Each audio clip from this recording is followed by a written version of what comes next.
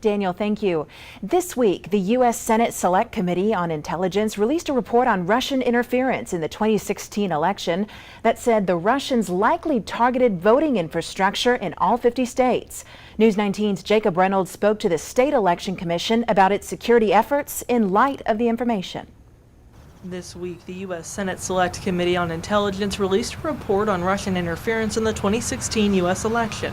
The report says in part, quote, intelligence developed later in 2018 bolstered Mr. Daniels' assessment that all 50 states were targeted. So we asked the South Carolina Election Commission for a response.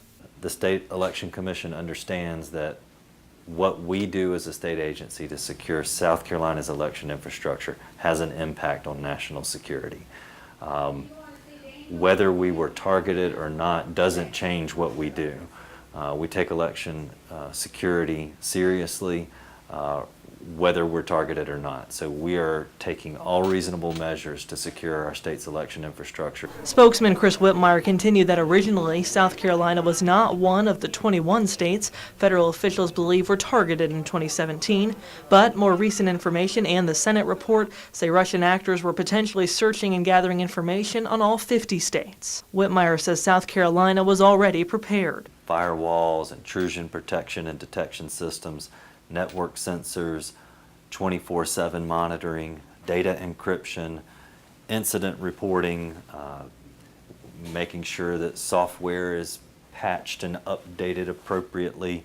We use two-factor authentication, user password strength requirements, user password expiration requirements. So these are all tools in our toolbox that we've applied to our various systems that we're protecting.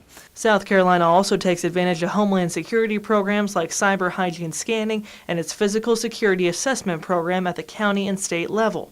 And the state already followed one of the Senate's suggestions to update voting equipment. The new voting system is paper-based, has a paper component, has a paper record of every ballot that was cast. In an election, that adds an additional layer of security to our voting system. So now we have a paper record that we can go back and audit. The new voting machines will be used statewide after January 1st. In Columbia, Jacob Reynolds, News 19 WLTX. The Election Commission said they're also working with SLED to begin actively monitoring every county's election system cyber network.